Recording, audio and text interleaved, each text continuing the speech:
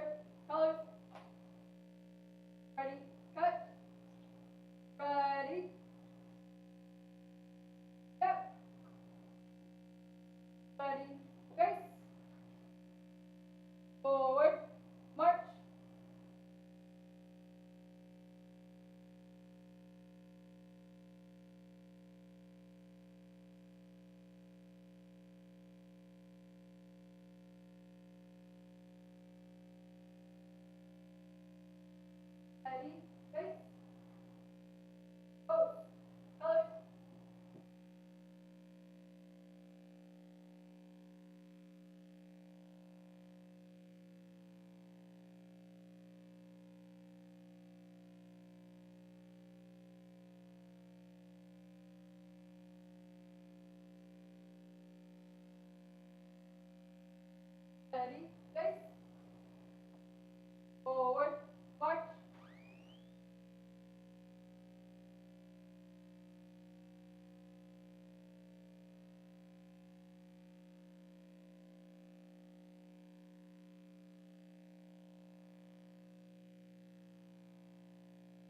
Face,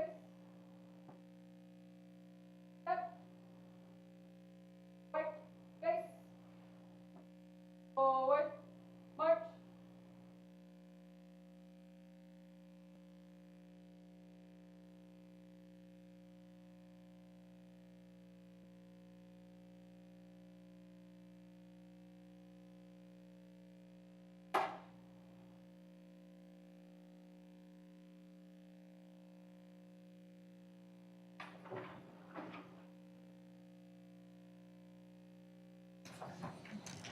That brings us to item 3E, commendations and recognitions.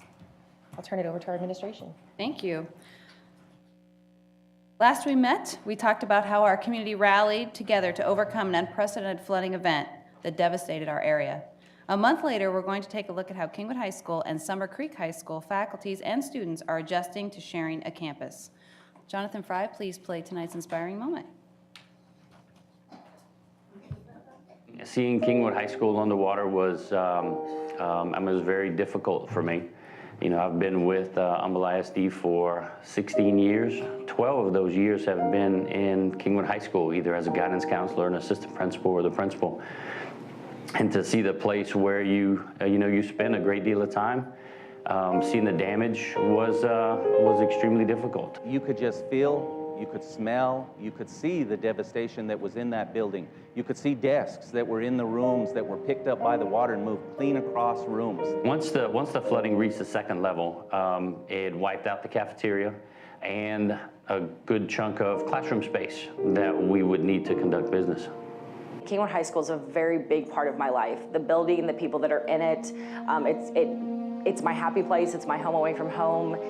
So it was very hard to be hit and taken away from that. I'm senior class president, so I truly had a vision, I guess, for the whole senior year. You know, I was so excited because this is when we have our most favorite activities, like senior picnic, and we finally get to plan our prom. So when I first saw those pictures of our high school with 5 feet of water in it, I was kind of shocked, you know. I began to think of the auditorium where I have my choir concerts and the hallways where I always get to paint posters in and hang up the blue and white. So it broke my heart, I have to say. Well, our first steps were to bring in the recovery team and make sure that we started to clean up the building, that we started recovering everything that we needed, that we started remediating it by taking out all of the water, getting it all cleaned up, making sure that we could get it ready to start rebuilding. While you're assessing the damage to the building, you're wondering about the human component and trying to figure out how we're going to make life as normal as we can for these students who may be, you know, living with friends or relatives or in a hotel. So that was a very serious consideration for us. So when the team came together, we met many times in a short period of time at the admin building trying to figure out the logistics, exactly how does this work. So we took a look at every school in the district, every option that was available to us. For us to retain an identity as a school and retain some culture and our climate and who we are was first and foremost. So my approach to those meetings were to keep the student body together and if at all possible, keep them in Kingwood.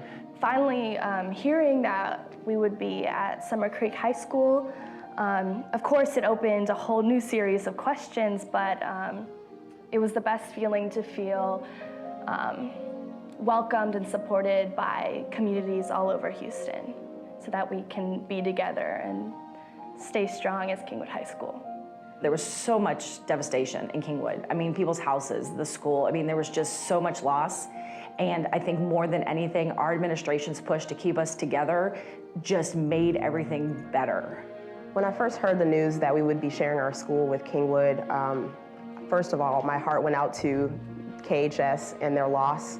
And just seeing the pictures and the videos were very disturbing to see books and materials, you know, ruined and destroyed. It really touched my heart because I can't imagine what I would do in that situation.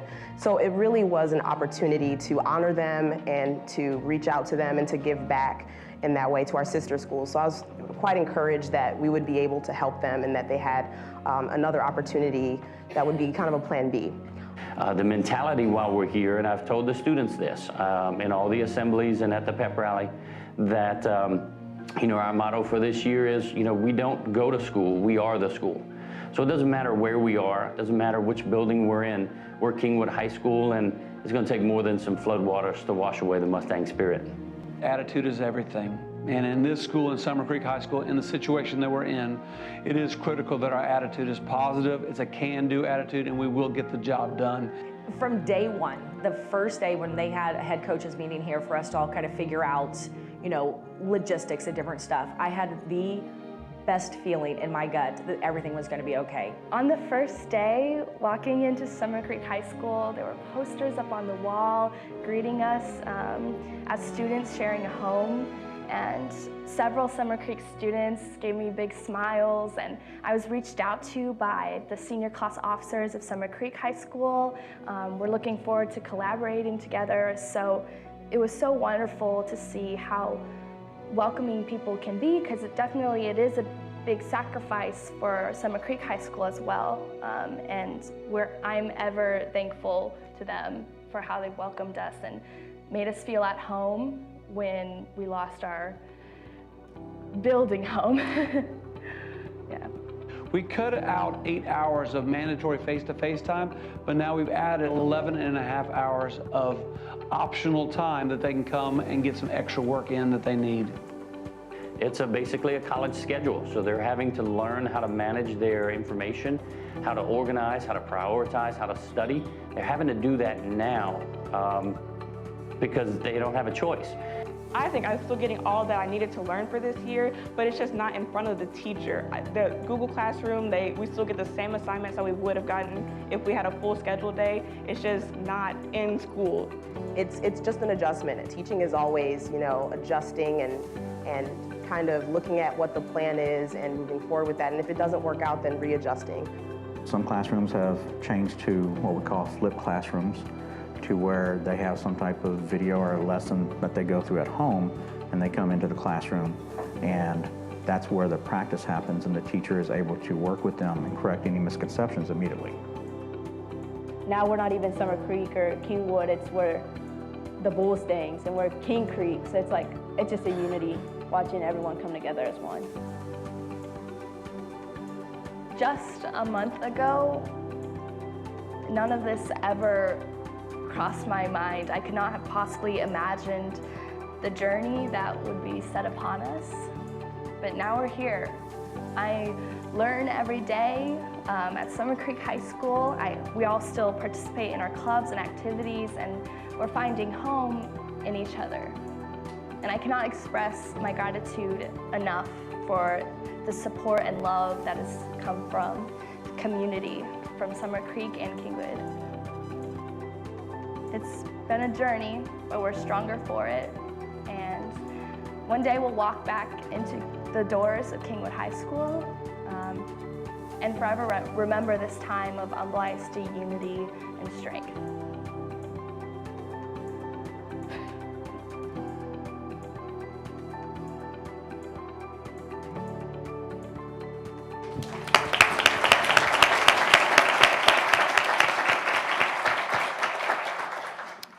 I just want to take a minute to thank Public Communications for putting together the video and really telling the story, capturing the story. They've done that from the very first day of going in and filming the school, so people who love the school and wanted to get into the school but it wasn't a safe place could see it, and then carrying that forward to this video and others to really capture and memorialize the journey that we know is a challenge and we know is not perfect, and but it has been something that as much as there are challenges, there are also great benefits and strengths that have grown out of it, and we could not be more proud of the staff and the students and the community of both Kingwood High School and Summer Creek High School for modeling that we couldn't even dream was possible a year ago. So I just wanted to say thank you to all of them, as well as the folks who have worked so hard to capture their journey.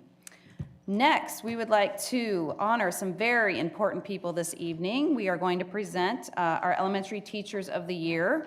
I would like to invite Ms. Kathy Arola and Ms. Lucy Schultz, the Assistant Superintendents for Elementary Schools, to the podium to introduce us to all of our Elementary School Teachers of the Year. And thank you to the many principals I see out there who are here to support and honor their teachers also. So thank you for being here. We have outstanding teachers in Humble ISD, and I'm honored tonight to be able to recognize our 2017-18 Elementary Teachers of the Year. We're so proud of you. When I call your name, if you would please come up to the front to receive your plaque and then remain up there, please. Tascasita Springs Elementary, Tara Rogers.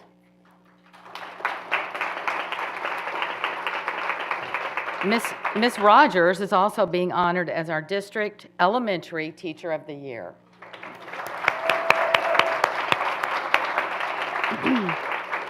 Deerwood Elementary, Robin Robinson.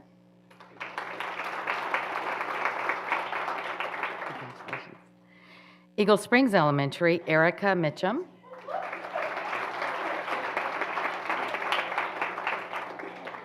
Foster Elementary, Holly Chansey.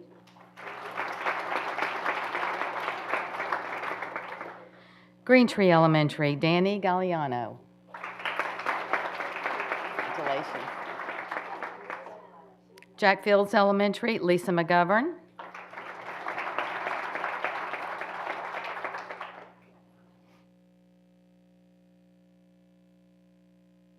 Lakeland Elementary, Gail Martinez Garcia.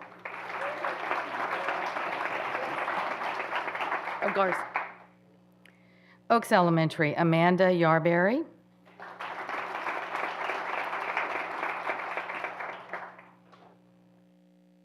Park Lakes Elementary, Penina Herndon.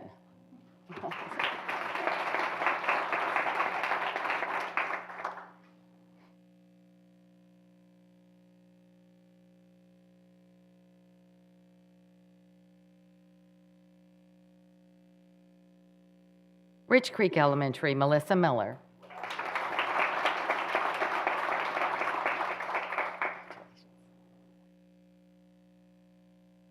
River Pines Elementary, Margie Potter.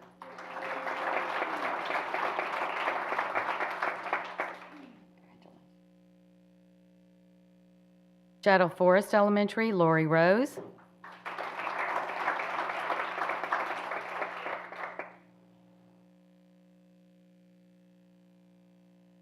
Woodland Hills Elementary, Faith Monks.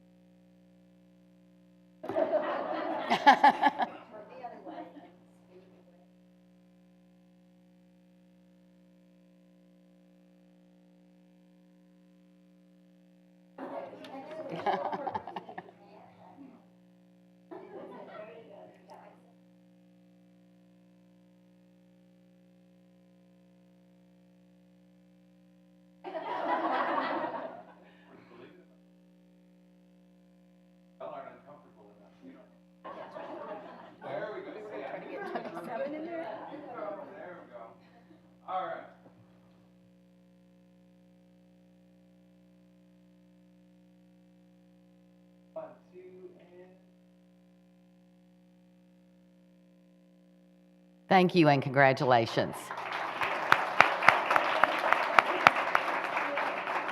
They can be seated. Yes, thank you. Assistant Superintendent Lucy Schultz will now recognize the Elementary Teachers of the Year in her vertical team.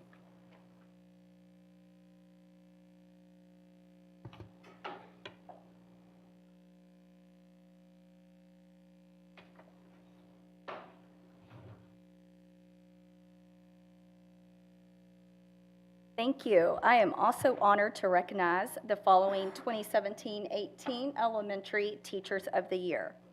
From Bear Branch Elementary, Francesca Newman.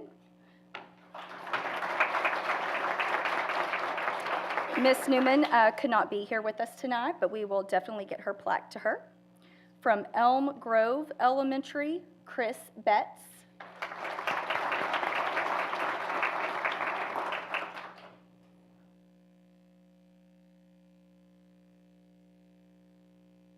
From Fall Creek Elementary, Katie Hathorn.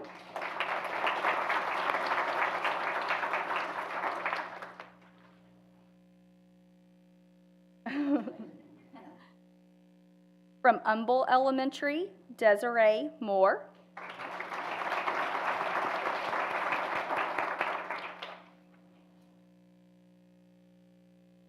From Hidden Hollow Elementary, Laura Horn. Miss Horn could not be here tonight, but we will get her plaque to her. From Lakeshore Elementary, Sherry Grimes.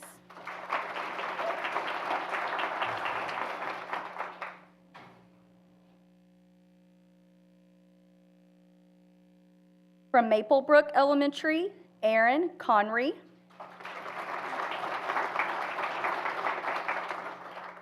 Miss Conry is also being honored as a district finalist.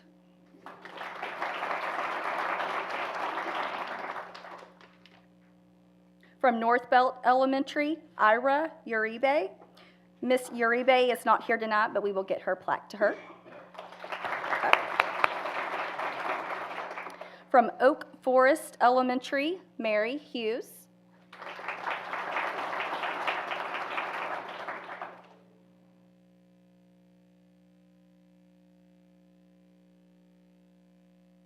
From Pine Forest Elementary, Cheryl Avina.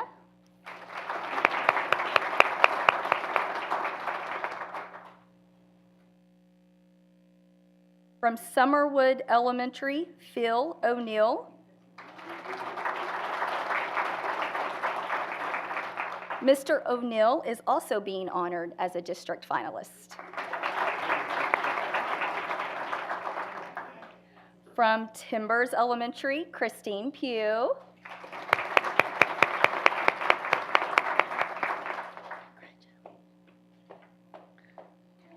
From Willow Creek Elementary, Laura Osborne.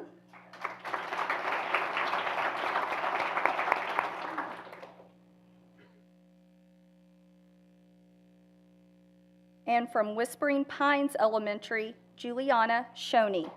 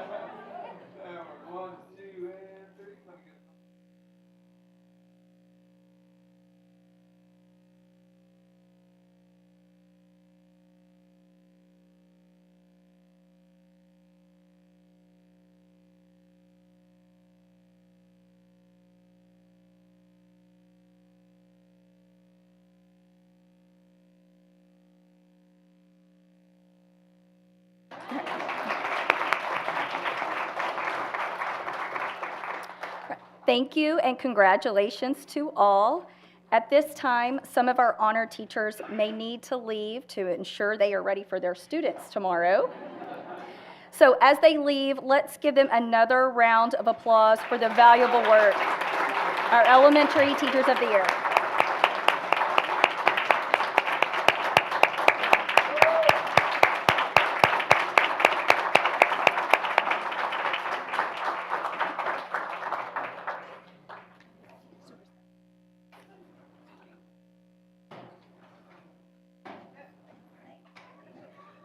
During this transition, I'd like to invite Jerry Monbaron to the podium for this month's super staffers.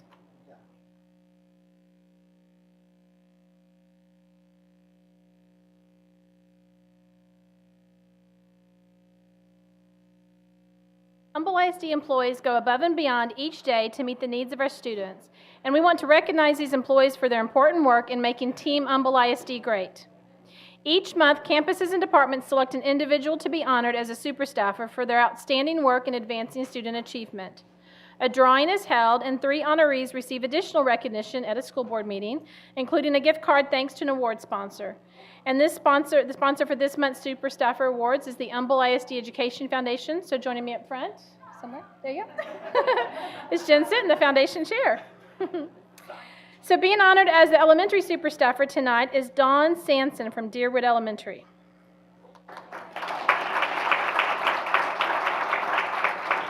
So Dawn was unable to make it tonight, but to recognize her, I do want to go ahead and read what was written. Dawn Sanson not only helps her students with special physical needs, but also the STEPS Plus students each day. In the afternoon, she ensures all children are safely and comfortably in their classrooms. Although Dawn is living downtown temporarily due to flooding, she manages extra duties with a great attitude. Caring and committed, Dawn is a wonderful employee working tirelessly each day to close the gap towards excellence for our students and families. Congratulations, Dawn.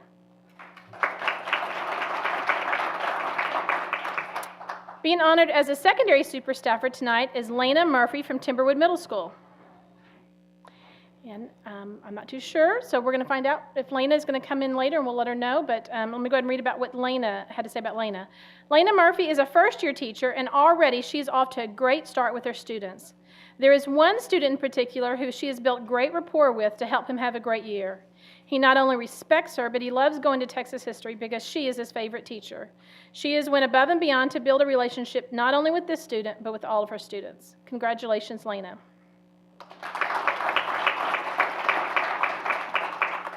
I know for sure the next one's here. Being honored as the support super staffer tonight is Henry Parrish from Child Nutrition.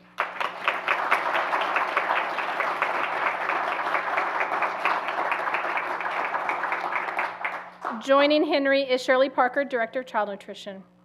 Henry Parrish supervises the 7-member Child Nutrition Department maintenance staff. Henry is on call 24/7 to make sure that child nutrition kitchen equipment is working properly to ensure quality meals to Humble ISD students. Henry's positive attitude and calm demeanor make him a real leader, especially during a crisis. Henry traveled throughout the district during Hurricane Harvey to monitor freezers, coolers, and protect our food supplies.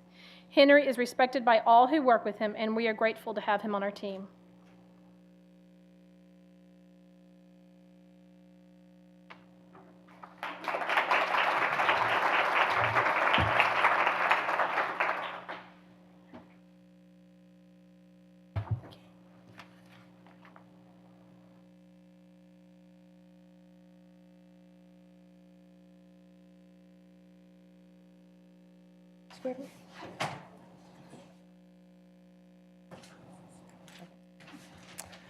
All right.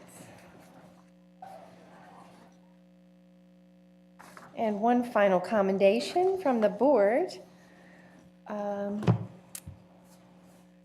Let's see. Before the floodwaters had even receded, Jen Sitton, chair of the Humble ISD Foundation Board, came up with a great idea of creating Humble ISD Strong t-shirts. These shirts would be sold as a fundraiser to assist Humble ISD in recovering from Hurricane Harvey. She reached out to Brittany Metag with K&S Sportswear to see if they would be willing to partner on this project, and the answer was a resounding yes. K&S created the logo, offered an extremely low price for the shirts, and even agreed to sell them out of their store and on their website. I'm happy to report that this project raised $33,000 for Humble ISD Foundation.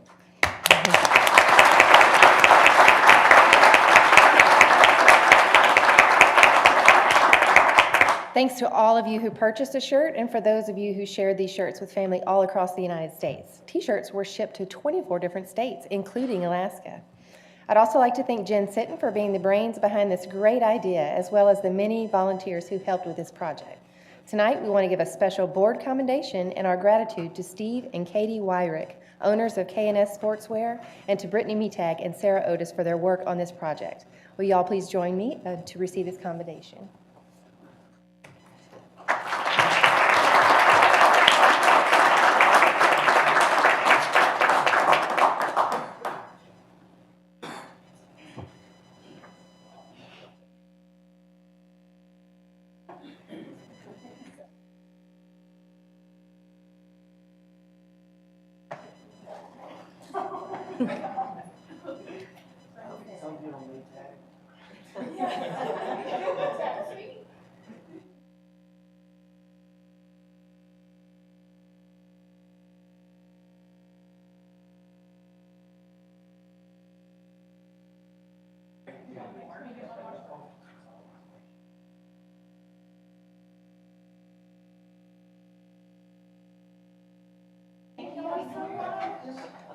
Thank you so much.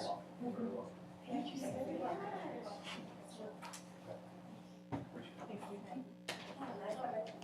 so much.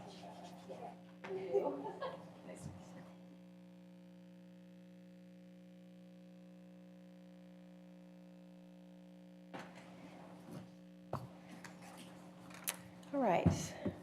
There are no other commendations and recognitions. We'll move to item 3F, questions and comments by patrons or employees of the district. And we have a couple here. Just as a reminder, the board asks that the comments pertain to public education issues and be no longer than 5 minutes. Remember that the board may not discuss or act upon any issues that are not posted on our agenda for tonight's meeting. If an issue mentioned is listed on tonight's agenda, the board will defer discussion until the appropriate time during the meeting. And first, we have Mr. Mike Frosinos. You can correct me, please. Frosinos, thank you. Thank you, Mike. Hi, how are you today? My name is Mike Frosinos. I have 2 children that are students at Kingwood High School. And what I'd like to address the board about today, might be a bit of a twist from what other parents may have spoken about before me. And that's really like the focus on the physical condition of Kingwood High School.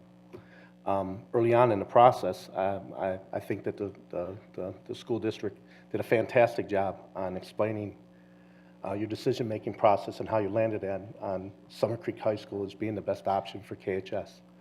Trey, you did fantastic. Your presentation eliminated anybody's questions, and nobody asked about why Summer Creek anymore. I think much of the frustrations that you see is up until this morning, we had very little communication on the physical condition of the school. It led much of us that have construction experience that live in Kingwood to start questioning the one-year reconstruction, and we thought many different things. But at the end of the day, we kind of sensed that possibly the school board, I mean, you're educators, you're not constructors. And so, Dr. Fagan, that's why Mark Manifold reached out to you to offer his expertise with help with a group of his friends. And I was glad to hear today that Mr. Nolan reached out back to him today. But anyways, what's important for us, what we want to be able to help support the school board about, is to offer the expertise that's in-house to help you make better selections with what you're doing with the contractors and to effectively manage them. And let me give some examples on that. Right here, we all live in Kingwood, or most of us do, and 3B's is open. The owner there, if you asked him what was his success in opening, is he effectively managed his subcontractor. Same thing with Chick-fil-A. They got some resources that a lot of people locally don't have because their corporate office sent in a construction crew to help them out. But at the end of the day, they still effectively managed their contractor. And I know the facilities are much smaller than our school, but where it relates to the whole thing is there's many of their neighbors, other businesses, right in the same complex as those two restaurants that haven't opened yet, and they don't do any food services, and it's not quite as complex. So the point that I'm trying to say is let this group of people in the neighborhood here help you effectively manage your subcontract and the things that are going on. And that's really the big elephant in the room. We all been talking about a bunch of the issues and everything that's been happening, and I'm sure other folks are going to bring these up again. The big elephant in the room is the school. Let's fix the school. Let's focus on that. I think as parents, we're bringing up all these issues, and we have the school board and ISD staff working on all these other little things, and they're not focusing on the big picture. And the big picture is fix that school. And so, I mean, I'd like to end with saying let's focus on what's most important.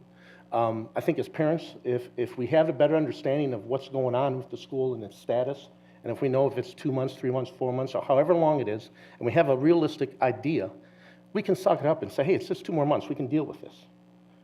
You know what I'm saying? And so those are the things that I want the school board to really focus on. And then I'm glad that you've reached out and looking for the community to help out. Like I said, Mr. Nolan reached out to Mr. Manifold today, so hopefully we can help with that. And the last thing I'd like to say is one of the first weeks out at Summer Creek, I saw Trey Kramer out there directing traffic, sweating like crazy. And I'm just saying, what a heart that you showed, and really appreciate that. So I'd like to end it with that. So thank you very much. Thank you, Mr. Frasinos. Appreciate your comments. Next, we'll hear from Albert Sayeg.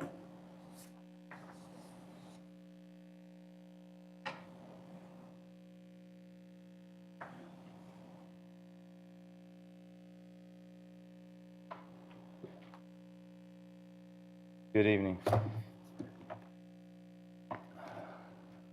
First of all, I want to thank everyone in the room for the effort that's been made since this all started. I think you guys remember I spoke to the group last month, and it's been quite a month. I know it's unprecedented what we're dealing with. Nolan, I think you and I have spoken a couple times on the phone. I appreciate the time you spent updating me about the progress. We talked to a number of teachers and parents, and I know it's a very difficult situation, but I like the fact that everybody's got a positive attitude. That video was fantastic. I like that, I mean, we're all in this together. I appreciate the effort that everybody's putting forth.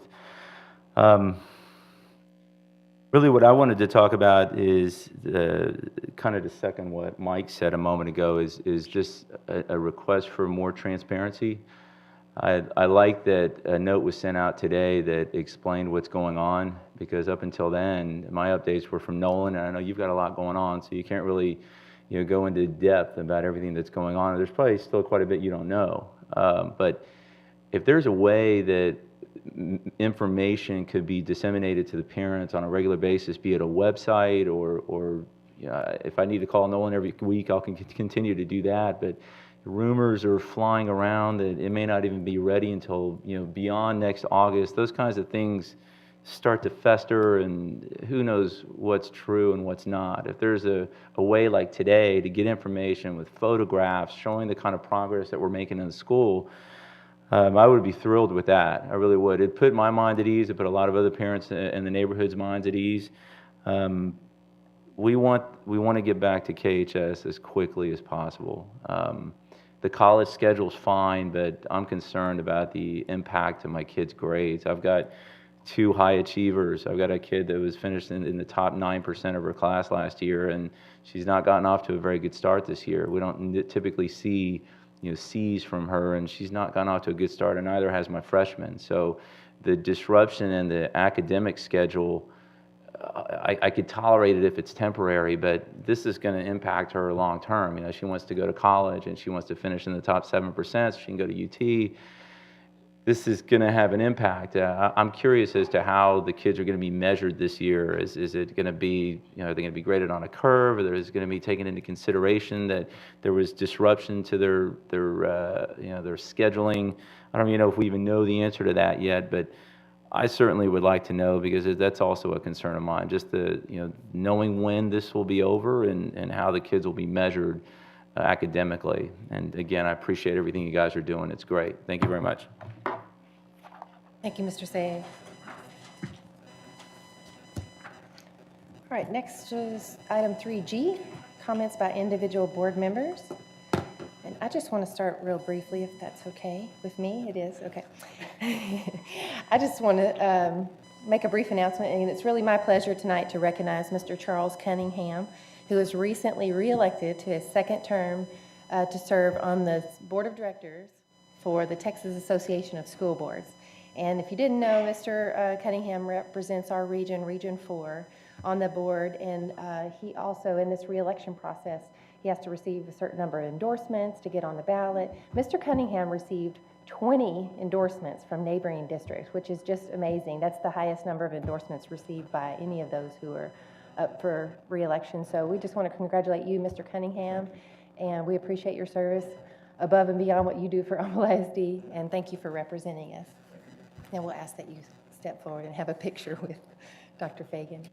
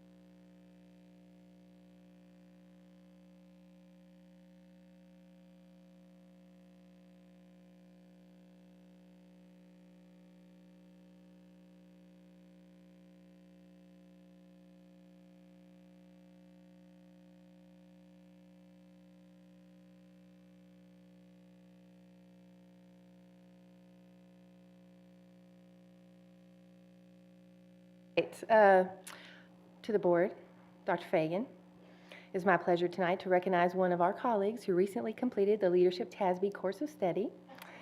Leadership TASB began in 1993 as a way to offer advanced leadership training to experienced board members. It is nationally recognized as a premier leadership training program sponsored by the Texas Association of School Boards. Upon successful completion of the course of study, the recognition of Master Trustee is bestowed on the individual.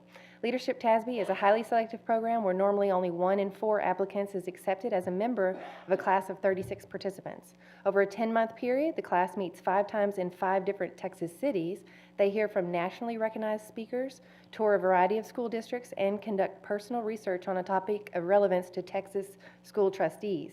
ESSA, is that what you did? Class members represent districts from all parts of Texas with varying sizes of student enrollment and varying levels of property wealth. Leadership TASB asks participants to work a little harder, be challenged with new thoughts, and renew their commitment to make a difference on behalf of the school children in Humble ISD and the entire state of Texas. Tonight, Nancy Morrison joins the ranks of more than 800 Leadership TASB alumni, and I'm pleased to present Nancy with this certificate as a lifetime member of the Leadership TASB Alumni Association. Congratulations, Nancy.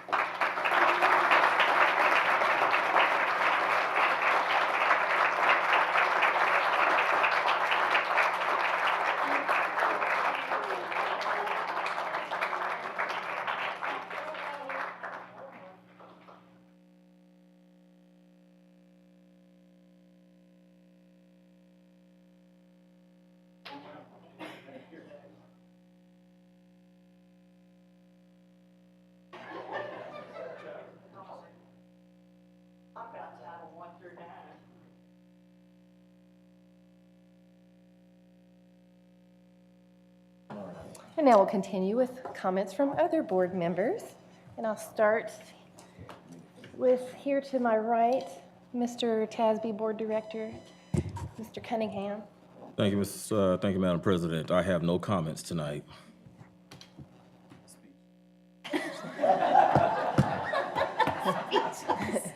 Summer, did you note that in the minutes?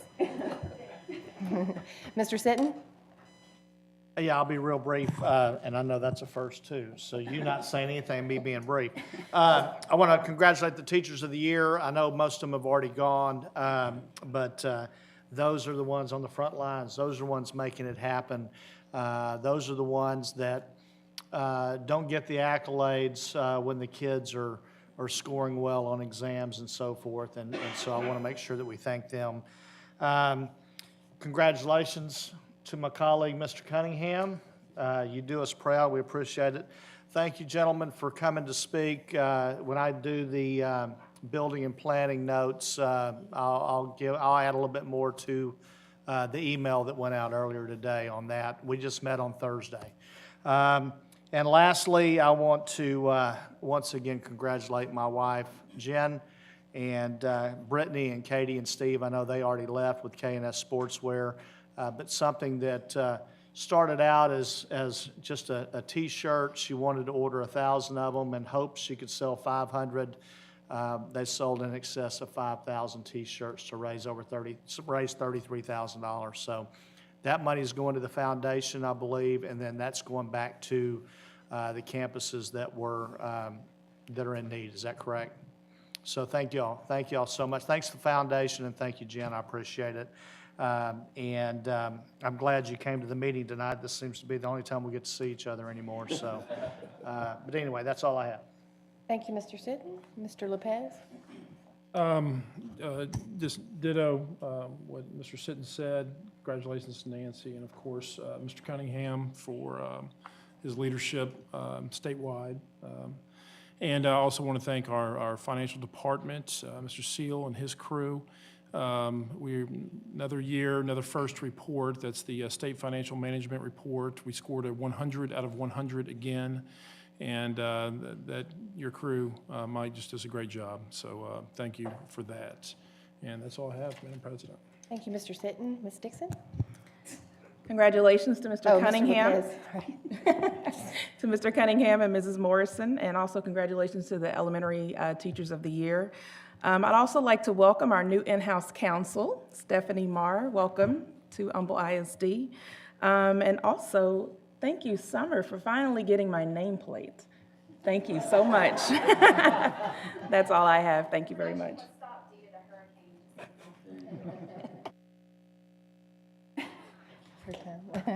All right, Ms. Morrison. Well, just a huge thank you for giving me the opportunity to go through leadership. The opportunities and the observations of the districts I went to, and the amount of learning that goes into place is just phenomenal. A huge ditto to everything that my other board members have said with the accolades for the teachers and Jen with the foundation. And thank you guys for coming to express your concerns. So I'll keep it short. Thank you, Ms. Morrison. Mr. Carney. Sure, yeah, I'd like to say congratulations to the Teachers of the Year. That's an awesome accomplishment. I know you guys have your hands full in certain schools, especially with all the things we're going through right now. So keep up the good work. Ms. Sitton, I have the pleasure of working with you on the foundation, and I saw the initiative that you took with those T-shirts. It was awesome, fantastic job, really, really awesome job. Beyond that, congratulations to my colleagues. You guys, are showing me the way as a board member. I know I've had a different 2 months than you probably had when you first started, but hopefully I can get there someday. And also for the parents that spoke up, and I know it's not just the two gentlemen that spoke today, but we've been receiving emails and phone calls from others. We appreciate your feedback. I'm a Kingwood resident, and I really care as well about what happens with Kingwood High School and getting it back up as soon as possible. And I know my colleagues feel that way too. So we are working diligently behind the scenes to make that happen. There's a lot of things that go into this decision and how we go forth. So hopefully that communication today was a good start, and then we can refine that process as we go. That's all I've got. Thank you, Mr. Carney. The only other thing I wanted to add was that I had noted was just the decision we made last year to add middle school cross-country track and soccer. I haven't seen soccer yet. It's not soccer season, right? So cross-country and track, my goodness, I had no idea the level of involvement at middle school. So and I don't see anyone here from athletics. I was going to ask you the numbers and stuff, but it was just astounding to me, and I love that reflection on decisions that we make as a board, and obviously that was the right one for kids. So thank you for making that recommendation, and thank you for giving our kids that option in middle school. Now for comments by the administration. Thank you. I too appreciated the comments tonight from Kingwood High School.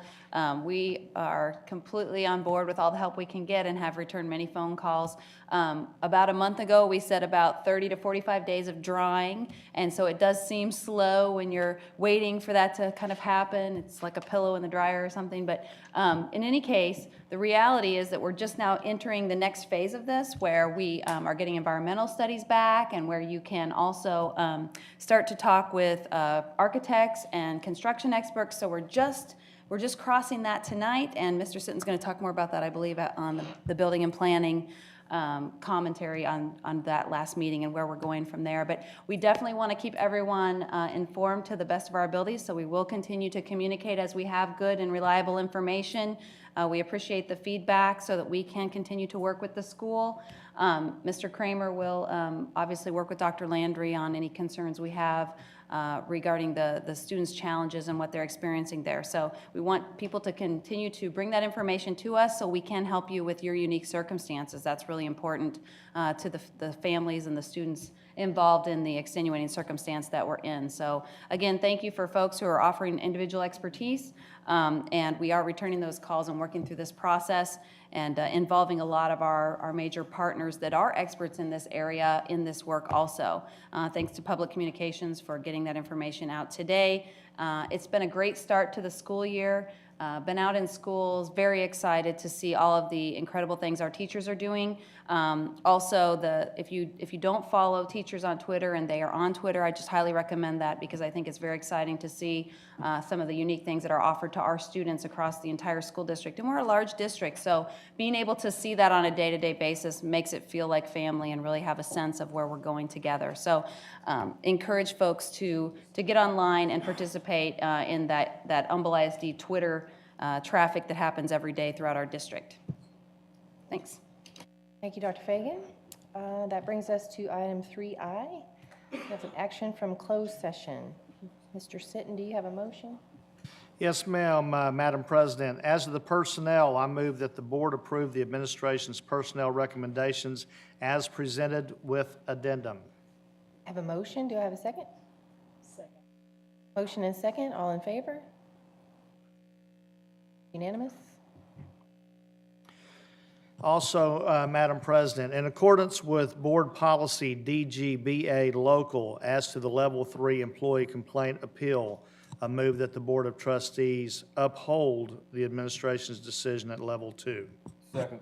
I have a motion and a second. Those in favor? Those opposed? Any abstentions? We have one. All right. Item 3J, action item or minutes from our previous meeting.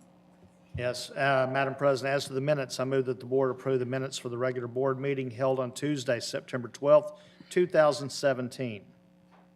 I have a motion and a second. Those in favor?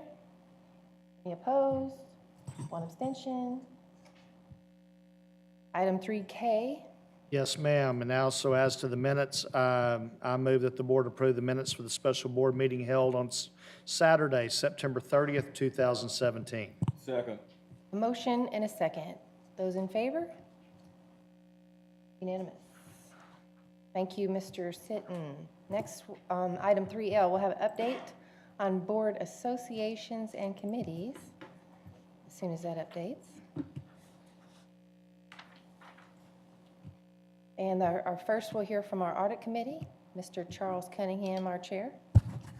Thank you, Madam President. The audit committee, we don't have anything on construction closeouts. We'll report that the committee continues to work with the parent and exempt organizations on insurance policy renewals, group exemption renewals, and I think we have another audit committee coming up, and Sean is not here, and I want to say it's going to be in November with the CAFR. Oh, okay. And I don't remember, Mike, you might can help me on that. This is November the 13th. I believe it's November the 13th.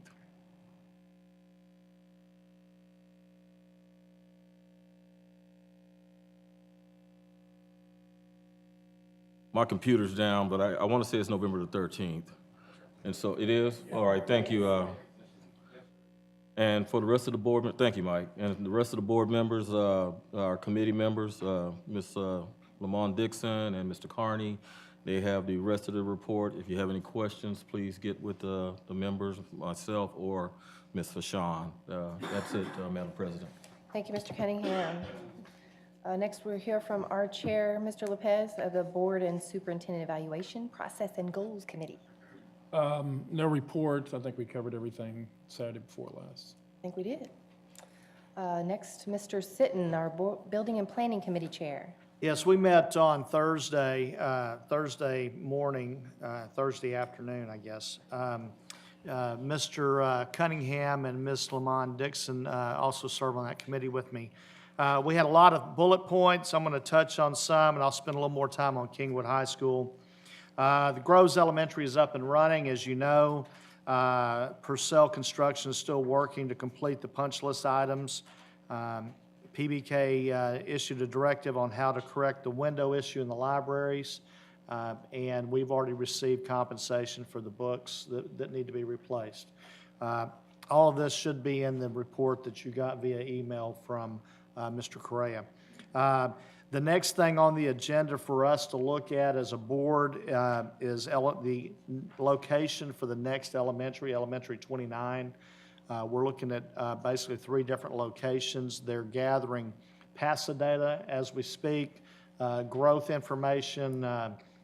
Some areas have started growing faster than other areas, and we're looking at other schools that would be impacted by the creation of a new school, and then we should be able to talk about that at our next month meeting. We've already approved at our last meeting the architect and the new concept design, which would be Joiner and going with the new modular 1-story. So we need to get the location approved so that the architect can begin working on that. Let's see. Can I ask you a question? Yes. So we have to formally take action on that, but next month we don't do that. We'll have like more information to consider, or? What is our deadline with Joiner to? Break ground by January.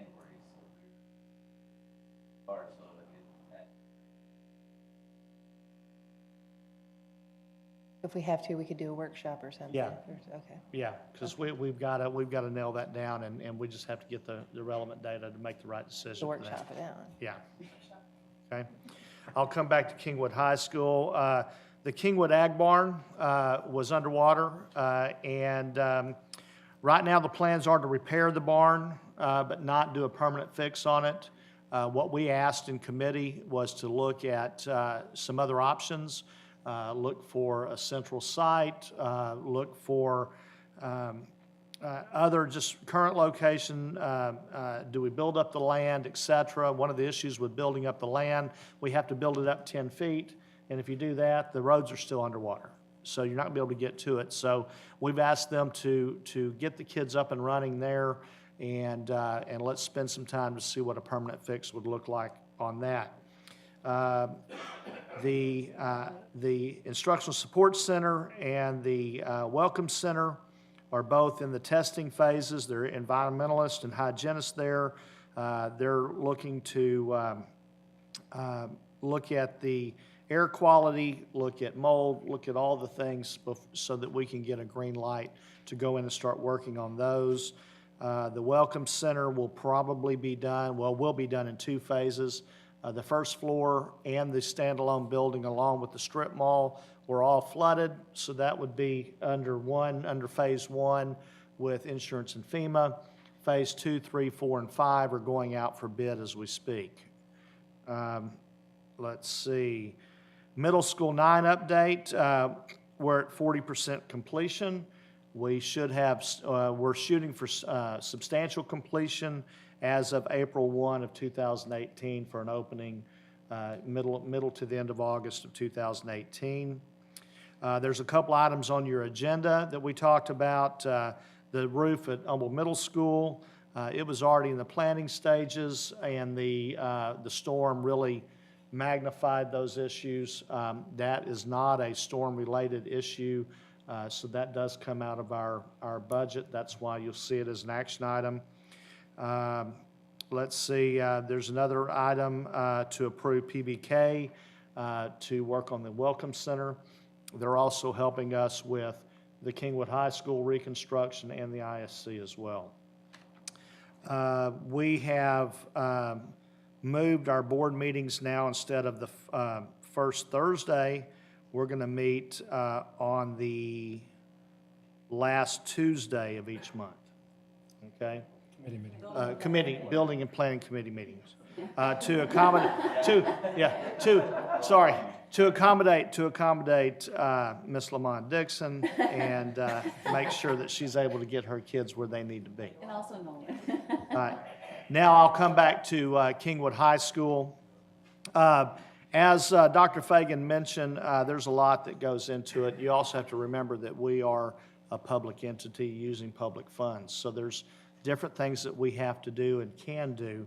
Right now, as we speak, we're in the testing phase. As she said, environmentalists and hygienists are conducting tests to determine if the building is ready for reconstruction, checking the humidity levels as well as airborne contaminants. Once that's cleared, we will be, there's an agenda item for facility sources to be the contractor on that facility as well as PBK. And so once it's cleared, then they will get in and begin that process. There's lots of talk about, is it going to take a year? Is it going to take 2 years? Is it going to take 3 years? Is it going to this and that and the other? Folks, as soon as we know, we got to look at structural issues. We got to look at mold issues and so forth. As soon as we have that information, the last thing we want to do is put out information that's not correct, that we have to come back and say, oops, by the way, there was something else that we missed. So as we get that information, we're going to get that out to you as soon as possible. At last month's board meeting, I said it's going to be 30 to 45 days for this thing to dry out. You have to remember, this is a 500 square foot facility. 524. 500,000 square foot facility. It's not a warehouse. It's not a house. I mean, this is a big endeavor, and there's a lot that goes into it. So Blackman Mooring is out. They're the ones that were charged with the drying out process. So as soon as we get the go-ahead, then we'll get the contractor in there, providing you all approve them tonight. And then as that happens, then things may go quicker, and you'll get more updates in a timely manner. Jamie, thank you for your office to get that communique out today. based on our building and planning meeting from Thursday of what our updates were. So with that said, I am done with building and planning. Thank you, Mr. Sitton. Next, Education Foundation. Our liaison there, Mr. Colin. That is me. Yep. So the Education Foundation, it's been a pleasure. My 2 months on the board on the Education Foundation. We've had a little bit of a change in priorities and funding as a result of Hurricane Harvey, so it kind of threw us some curveballs. But kudos to Ms. Sitton and Ms. Monbaron with how they've reacted to all of that, trying to keep us moving towards our goal of providing funding to help educate in Humble ISD. So one of the key decisions that they had to make as part of the Education Foundation was whether to continue with the golf tournament. There's a charity golf tournament typically held each fall. The decision was made due to Hurricane Harvey to not have the tournament this year. So the board recognized that there's still funding that's needed, that the golf tournament was used to fulfill certain purposes within the foundation's goals and objectives. So the foundation is still rolling out the employee campaign this month, and we really appreciate the support that we're getting from Humble ISD employees to help us fulfill those funding needs that we have as a foundation. We also wanted to recognize certain sponsors that typically support us with the golf tournament, who have generously agreed to continue their funding efforts for us. So specifically, we wanted to recognize Donnie Roseman and Greg East with Purdue, Brandon Fielder, Collins, and Mott. We also wanted to recognize Insperity, Waste Management, Tandis Sentiva, and Thompson and Horton. We appreciate you guys supporting us, even though we're not having the golf tournament this year.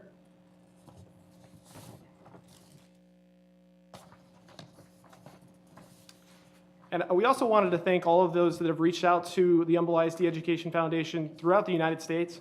We've had support from all corners of the country. It's been absolutely fascinating. The Medford Mustangs, I think, were one of them. Specifically, we wanted to recognize our own Brian Peters, who's a principal at Groves Elementary. He's a former administrator from the school district, and he's in Pennsylvania, or he was in Pennsylvania. He created a huge fan base in State College, Pennsylvania, when he was working there. And Superintendent Bob O'Donnell initiated a Help Humble campaign and encouraged his community to show their support by way of making donations to the Humble ISD Education Foundation. So we are very, very grateful to the State College area school district community for stepping in to help Humble ISD families. So thank you not only to the State College area, but for all of those throughout the U.S. that have really stepped in to help us out. We really, really appreciate everybody's support. Thank you. Thank you, Mr. Carney. Next, we'll have an update from our Finance Committee Chair, Mr. Sitton. Yes, and also serving on that committee with me is Mr. Cunningham and Ms. Conrad. In our last meeting, well, first and foremost, I want to reiterate what Mr. Lopez said in his earlier comments. Before the meeting tonight, we had our public hearing where we were given the TEA first report, and as he mentioned, we got a preliminary score of a solid 100 out of 100, which I believe is the 14th, 15th year. Is that right? 14th year. So, and that's the Financial Integrity Rating System. So great job to your department for keeping us all legal and doing the things we need to do. You are doing a good job. So in our last Finance Committee meeting, of course, the conversation was pretty heavy about FEMA, the insurance, and so forth. Right now, it looks like we're going to be we're going to recoup about $28 million from our insurance provider. You will also see an agenda item as it relates to that. We believe, I'm going to say it very gingerly, we believe that FEMA is going to pick up about 90% of what's left, which will leave us a balance due, and we believe that the state of Texas is going to make us whole on that final balance. Again, there are people out there today that are still getting checks from Hurricane Ike back in 2008. So we're going to continue to operate due to Mike and his staff. We're in good financial shape. If we need to front the money and get reimbursed, that's what we're prepared to do. So that's what you're seeing as the agenda item tonight. The other thing that we talked about was the Citizens Bond Committee, the Citizens Bond Committee and the timeline for that. We had our first meeting with the group of citizens at Humble High School. I guess that was 2 weeks ago now. There were 169, I believe, that registered, and 109 showed up for that first meeting. It was more of an informational meeting about how the process works. I, on behalf of the board, greeted all the attendees and talked a little bit about what we did back in 2008 when I served on the committee then before I became a board member. We as a board will not be in those meetings because it is a true citizens bond committee. They will be given access to the facility study and the needs of the district and some of the wants of the district. And Mike Sill and his staff and Roger Brown and Nolan Correa will be there talking about some of those needs, some of those wants, what our bond capacity looks like, how that works over time, because school finance is pretty difficult to understand. You can't just go out and sell bonds if they're passed. You've got to do it as we have capacity. And opening schools, you don't just go out and open schools all at one time. So the idea is to stagger that as well. So they're going to be going over all that with all the committee members so that they can make an educated recommendation to come to us as a board so that we can then vote on whether or not a referendum needs to go to the taxpayers. Didn't, all that information is recorded and posted, yes, for Yes, folks all who of may those, still all want of to those do- meetings are being videoed and will be on the website for Or people already to view. already are. Okay, and they're already there. So, so that's all going to be out there, and plenty of things, tools for that committee to use and work with, and plenty of the administrative staff there to answer those questions and drive that conversation. Because a lot of them were like, you know, I really don't know exactly everything I'm going to be doing, but that's why, I mean, that's why they're there, and that's why they have those tools. In 2008, we were in this room, and we were in smaller groups with flip charts. They're going to have access to computers with running totals and so forth. So much more efficient, much more effective. You know, they can plug and play, so to speak, with it. So I believe that's all I have. It's been a busy few weeks. Robert, Mr. Sitton? Yes. Did you say how many people attended the first one? 109. 109, okay, Yes. thank you. How many just signed up? 169 signed up, 109 showed up. Huh? Still can. And they still can. What is the deadline? Oh, man, Jamie, what's the deadline for the final sign-up? But people are welcome to come. We've highly encouraged people, or required people, I guess is the better way to say it. There are 7 total meetings that we need them to attend 5 because the information is very technical. And it's very difficult to put together a bond package if you don't understand tax rate, bond financing, the facility study, and all the projects and what they mean, and how that all has to be put together. So people need to attend, but there's only been 1 meeting, and you can miss 2, so you're still welcome to attend as long as you are there and sign up by? The next meeting is October 19th, and you can sign up that night after October 19th. So October 19th is the last date to attend the meeting and sign up for folks who didn't attend orientation, but still can watch that online, so they wouldn't be behind yet. But then we would need them to attend the final 5 meetings. And all those meetings are at Humble High School, correct? All of the meetings are at Humble High School. We did have them all on Thursdays, got feedback from the community that that was a hardship for some people who wanted to participate, so we've moved some of them to Mondays. So we're going to 2 different days of the week, but all at Humble High School at 6:30. All right, that's all I have. Thank you, Mr. Sitton. Kingwood Super Neighborhood Council. I'd toss it to Ms. Dixon, but you toss it back to me? Yes, I'll toss it back to you. I was at Kingwood Park High School's open house. Therefore, I had a reunion with my super neighborhood friends. Most of my updates that I would share with you have since passed because there were announcements about upcoming things. It was basically a recap of Hurricane Harvey and how neighborhoods were affected, how the county, city, state, and schools came together. So much of what you've heard before, some things that were mentioned, the Safe Sidewalk program was complete. Did y'all notice the awesome sidewalks by Kingwood High School? They're beautiful. What else? There were some intersection improvement projects Those had to obviously be pushed back, but they are now have a October 15th start date, depending on the cleanup. So there's that. We heard from, there was the Red Cross, $400 was going to be back available again. They did mention for those with any elderly that still needed assistance with any mucking or any kind of cleanup, there's a crisiscleanup.org site that they could go to.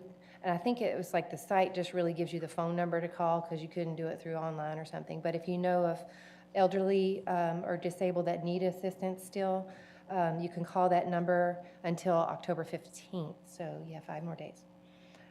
We also had, I think it was a lieutenant with the HPD, really gave a moving recap of his experience. And I didn't realize the number of rescues that took place in Kingwood alone.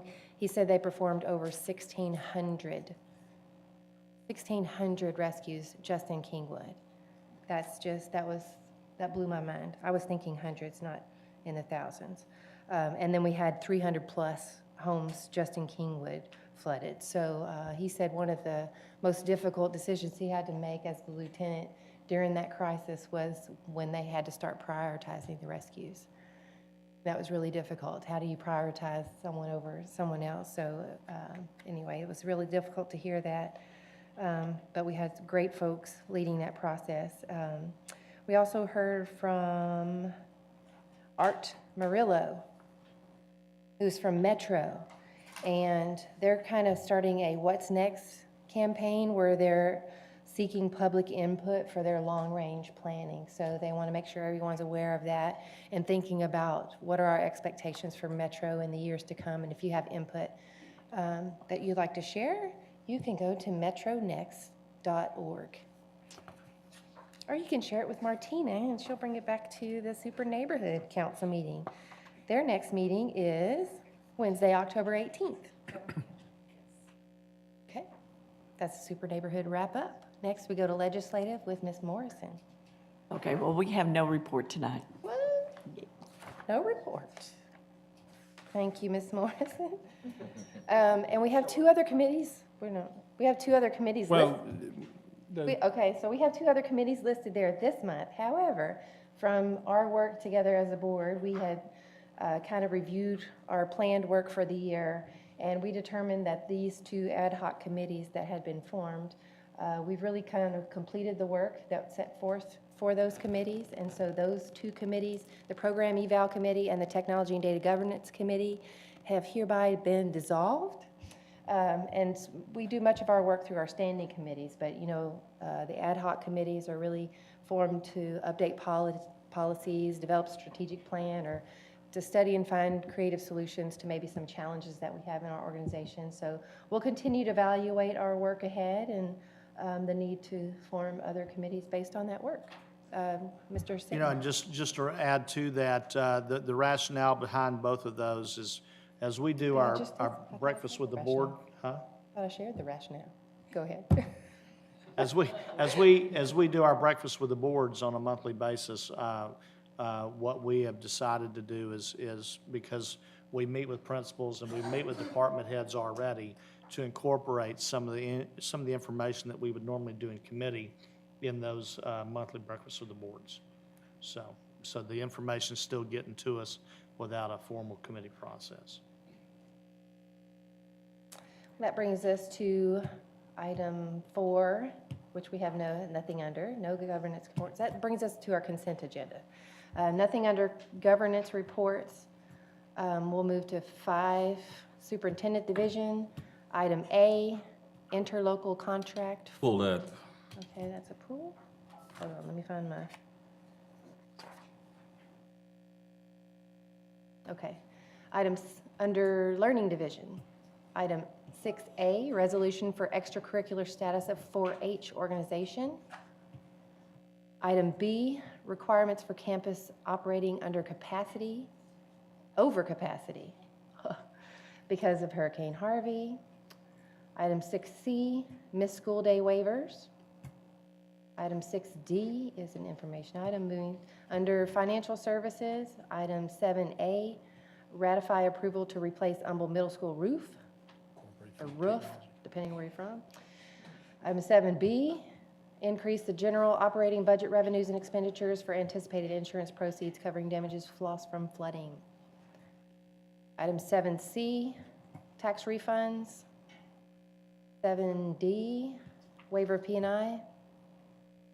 7E, removal of tax accounts from delinquent tax roll. 7F, tax rate adoption. Pull that. Good pull. Item 7G, 2017 tax roll. Item 7H, policy CDA local. Item 7I, budgetary transfers and amendments including expected insurance recovery funds.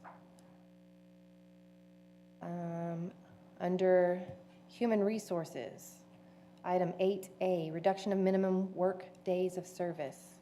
Item 8B, proposed additional staffing units. Under support services, item 9A, construction and construction-related purchases. Under district-wide, 10A, goods, professional services, and non-construction services exceeding $50,000 in the aggregate or $25,000 individual. All right. That's it on consent. You ready for a motion, Mr. Sitton? Yes, Madam President, I move that the board approve the following items by consent. Under Learning Division, items A, B, C.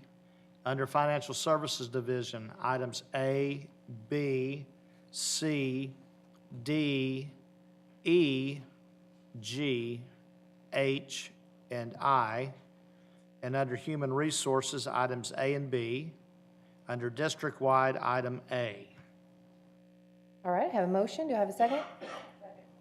A motion and a second to approve the items by consent. Those in favor?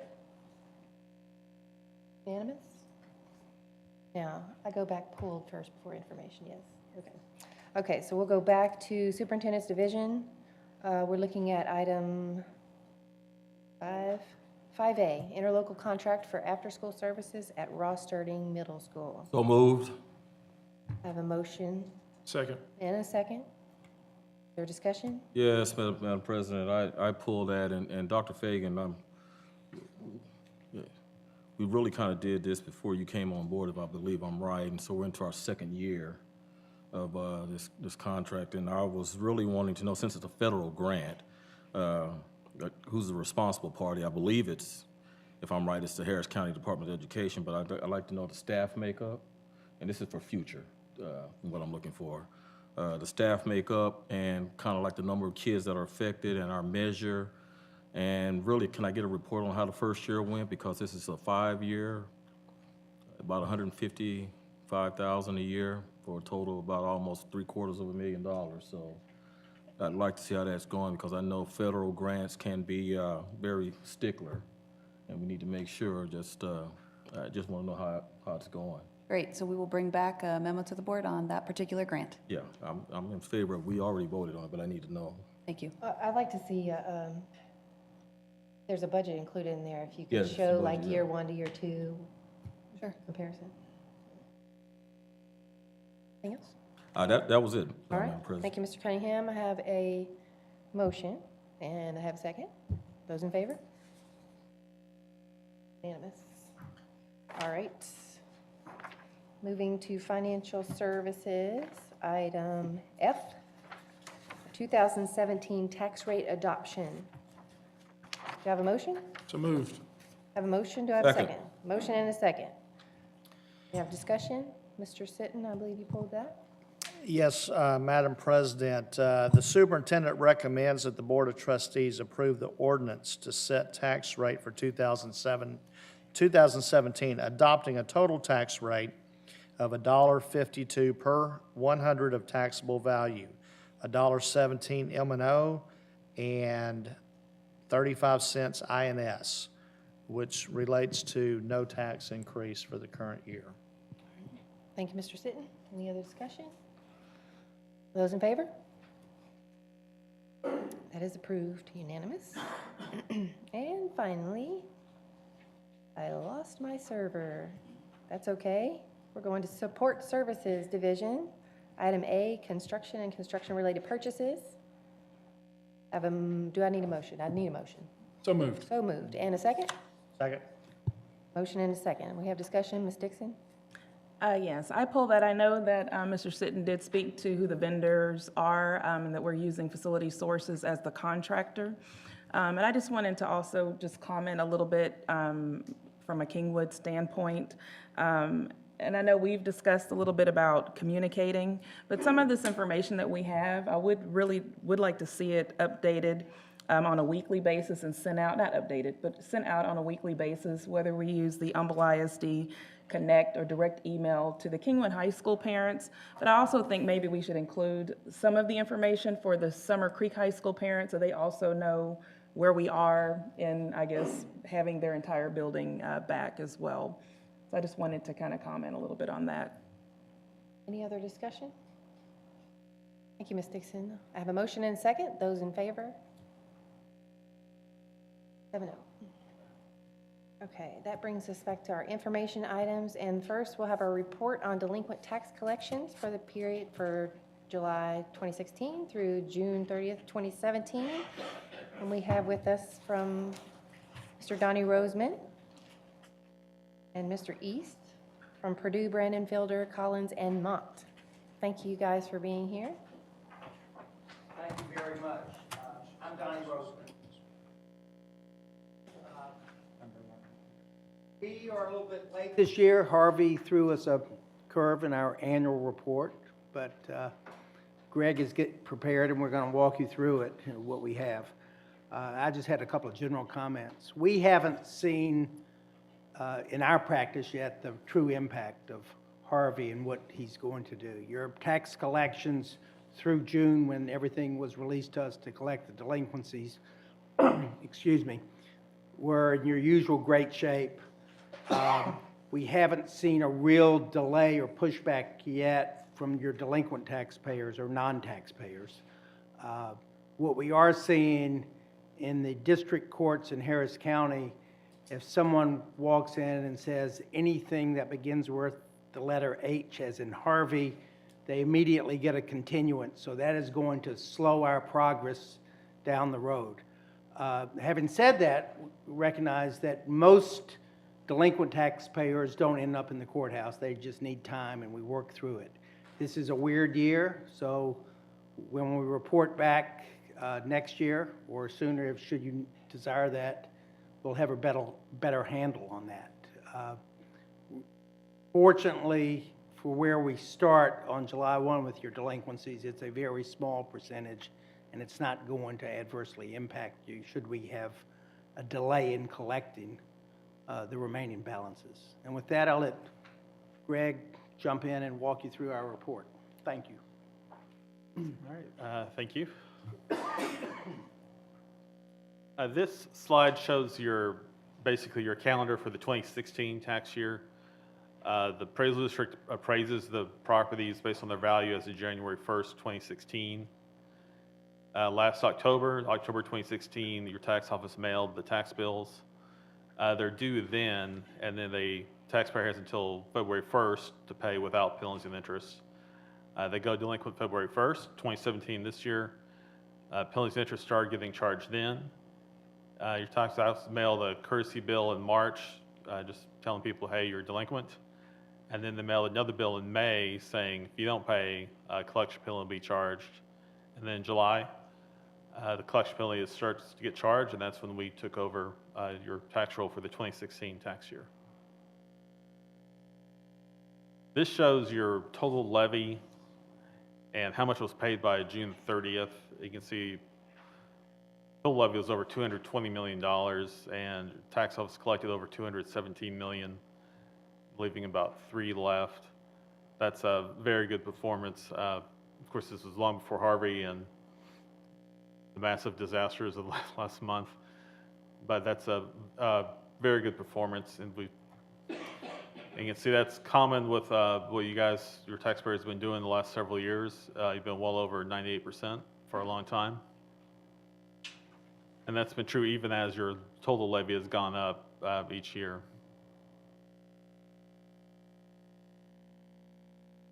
So on July 1st, we took over collecting the 2016 tax year.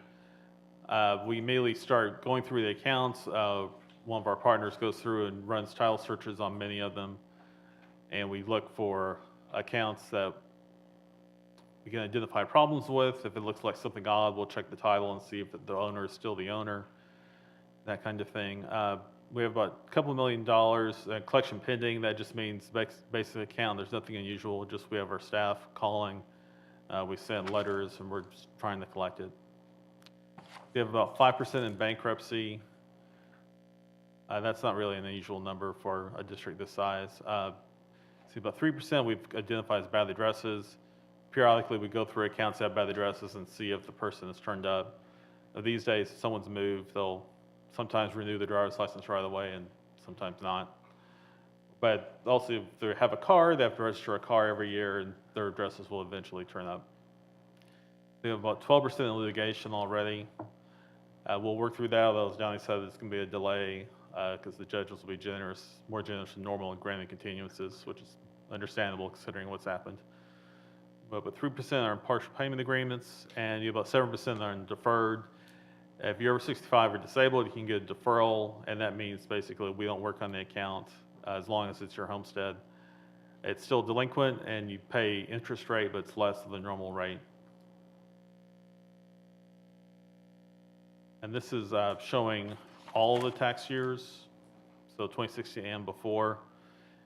See the collection pending, see most of that is the 2016 tax year. And the other figures tend to be similar, except the deferrals is a bigger slice, because over time, you don't have to pay it. Taxpayers don't pay as long as they're deferred and don't have to, and that will add up over time. Eventually, when it's no longer their homestead, they either sell the house or they'll pay, and those accounts will get paid. This shows the amount due in base tax for each year. Of course, 2016 is the biggest amount that we just took over a few months ago.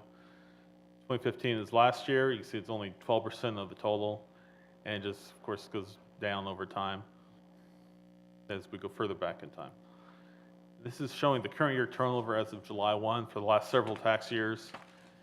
The 2010 was about the same as it is now. It went down for a few years, and then just finally it's going up a little bit, and you'll see that change over time as your values change, and if you have more development, you have more value in the more accounts, and then over time, more people go delinquent if they don't pay on time. This shows how much we've collected for each tax year in the first 12 months of collections. So for 2015, which we started collecting last year, and the first year finished in June this year, we collected about 69% of what got turned over to us. And so generally, you've been in the high 60s year after year. We try to go after the most current year quickly, just because those years are fresher. You're more likely to be able to find the people because they've had less time to go somewhere else. And we find over time, if you are able to get a good chunk of it collected the first year, you just were able to maintain a consistent tax roll over year after year. So this shows the 2010 tax year we started working on back when I was a lot younger, in July 2011. We collected 71% in the first year, and just over time, we just keep working on it. Some accounts are delayed just because there'll be accounts in litigation, people being deferred for a while, or there'll be a bankruptcy, and different things like that. We just keep plugging away year after year. And usually you get to the 90s, and then that's about where we expect to be after 5 years. This is the 2011. We started working on in 2012, 5 years ago. And you see next year it'll probably be in the low 90s. 2012 tax year.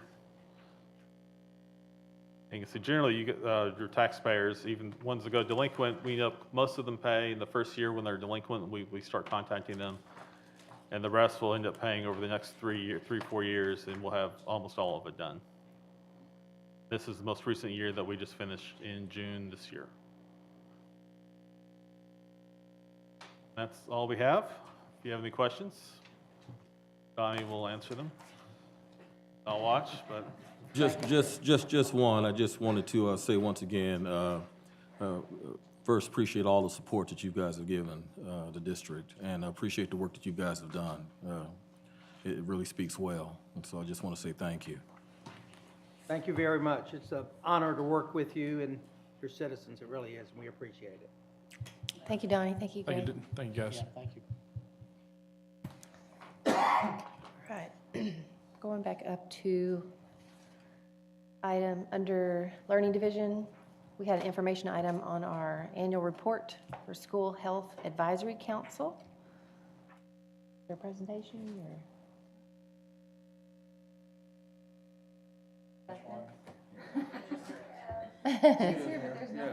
There's no presentation, you're just available for questions? Yes. So we don't have to do push-ups or sit-ups again? Drum Okay, thank you.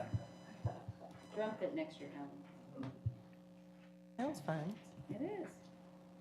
All right, no questions for Helen? Okay. Financial reports. That's the only other thing I see. All right, that brings us to future board business. Are there any items for? Seeing how our future- computers are not working, we may want to reinstitute the technology committee. It